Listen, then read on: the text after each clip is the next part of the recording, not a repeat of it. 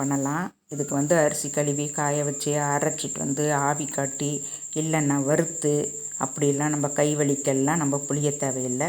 ரொம்ப சுலபமான மெத்தேடில் நான் செஞ்சுருக்கேன். ரொம்ப ஈஸியான மெத்தேடு தான். இந்த வீடியோ உங்களுக்கு பிடிச்சிருக்குன்னு நினைக்கிறேன். வீடியோக்குள்ளே வர்றவங்க சப்ஸ்கிரைபர் பண்ணிவிட்டு வாங்க.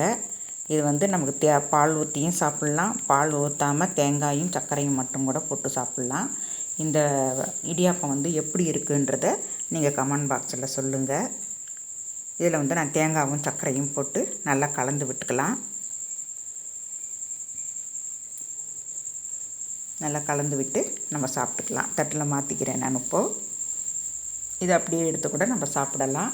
நமக்கு இது உதிரி உதிரியாக தான் கிடைக்கும். இந்த இடியாப்பம் நமக்கு முழுசாக வேணும், ரவுண்டாக வேணும் அப்படின்னா நம்ம இட்லி தட்டில் வச்சோம் பார்த்திங்களா, அப்படியே நம்ம எடுத்து நம்ம சாப்பிட்டுக்கிட்டோம் அப்படின்னா 1 2 அப்படின்னு சொல்லி எடுத்துக்கலாம். நான் வந்து இதுக்கு சேமியா பாக்கெட்டு தான் ஒன்று எடுத்திருக்கேன். நம்ம வந்து உப்புமா செய்கிற சேமியா தான். அந்த சேமியா வந்து நான் ஒரு பாக்கெட் எடுத்துக்கிறேன்.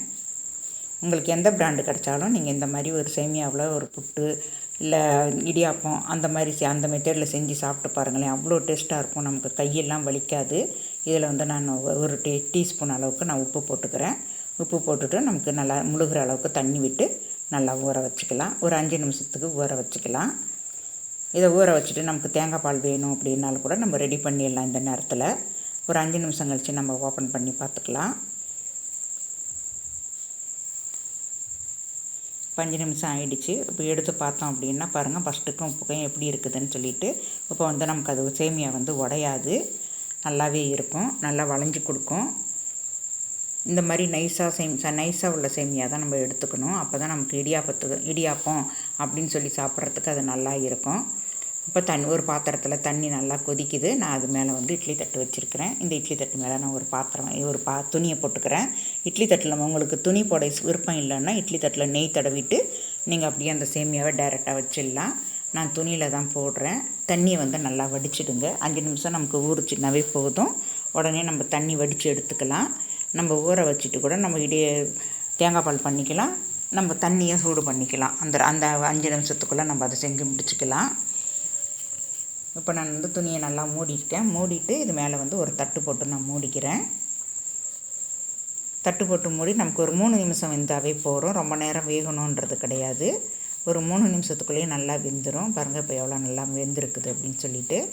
ஒன்றோட ஒன்று ஒட்டிக்காது. இப்போது வேகலை அப்படின்னா தான் நமக்கு வந்து ஒட்டிக்கும்.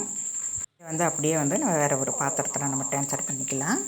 நான் ஒரு பாத்திரத்தில் கொட்டிக்கிறேன். அப்படி துணியில் கூட இது நமக்கு ஒட்டாது. இப்படி நம்ம தனித்தனியாக எடுத்தோம் அப்படின்னா இட்லி சைஸில் இருக்குது பார்த்திங்களா, அப்படி எடுத்தோம்னா தான் இது ஒரு இடியாப்பம் 2 இடியாப்பம்னு சொல்ல முடியும். நான் வந்து அப்படி செஞ்சுக்கல, அதனால் உதிரியாக நான் எடுத்து விட்டுட்டேன். நம்ம இடியாப்பம் மாதிரி ரொம்ப மெடுசாலாம் இது வராது. நம்ம மெடுசாக வேணும்னா கொஞ்சமாக போட்டு இது 2 3 தடவைக்கு நம்ம ஆவி காட்டணும். அப்போ தான் நம்ம வந்து ஒரு இட்லி தட்டில் இருக்கிறத 5 இடியாப்பம் அப்படின்னு சொல்லி நம்ம கணக்கு வச்சுக்கலாம். இதில் 1/4 டீஸ்பூனு ஏலக்காய் பவுட்ரு போட்டிருக்கேன். நாட்டு சக்கரை போட்டிருக்கேன். நாட்டு சக்கரை வந்து உங்களுக்கு நாட்டு சக்கரை வேண்டாம் அப்படின்னா கூட வெள்ளை சக்கரை கூட போட்டுக்கலாம். வெள்ளை சக்கரை விட நாட்டு சக்கரை தான் ரொம்ப நல்லா இருக்கும். இதில் பனை வெல்லம் இருந்தால் கூட துருவி சேர்த்துக்கலாம், இன்னும் கூட டேஸ்டியாக இருக்கும். நான் ஒரு 6 தேங்காய் மூடி அளவுக்கு நான் தேங்காய் போட்டிருக்கேன். தேங்காய் வந்து நம்ம விருப்பம் தான், நம்ம எவ்வளோ தேங்காய்னாலும் போட்டு சாப்பிட்டுக்கலாம். இன்னும் நல்லா டேஸ்டியாக தான் இருக்கும். இப்போ வந்து நல்லா கலந்து விட்டுக்கோங்க. நல்லா கலந்து விட்டுட்டு அதுக்கப்புறம் நம்ம வந்து ஒரு தட்டுக்கு மாற்றிக்கலாம். ஏன்னா அந்த சூடாக இருக்கும்போதே நம்ம அந்த தேங்காய் வெல்லமாக இருந்தாலும் சரி, சர்க்கரையாக இருந்தாலும் சரி, இல்லை வெள்ளை சர்க்கரையாக இருந்தாலும் சரி, அந்த சூடாக இருக்கும்போதே நம்ம போட்டு கலந்து விட்டுடணும். அப்போ தான் வந்து நல்லா கலந்து வரும். இது வந்து நமக்கு ஸ்வீட்டு போட்டதுனால இது ஸ்வீட்டு இடியாப்பம். இப்படி சாப்பிட்டீங்க அப்படின்னாக்கா இது வந்து நமக்கு புட்டு மாதிரி இருக்கும். இது புட்டு அப்படின்னு கூட சொல்லலாம், சேமியா புட்டு அப்படின்னு சொல்லிட்டு. இதில் பால் ஊற்றி சாப்பிட்டோம் அப்படின்னா இடியாப்பம். இதுவே வந்து நம்ம வெல்லம் போடாமல், தேங்காய் எல்லாம் போடாமல் அப்படியே ஆவி வச்சுட்டு நம்ம ஒரு குருமா செஞ்சு சாப்பிட்டோம் அப்படின்னா, குருமா செஞ்சு அதை தொட்டு சாப்பிட்டோம் அப்படின்னா அந்த இடியாப்பமும் நல்லா இருக்கும்.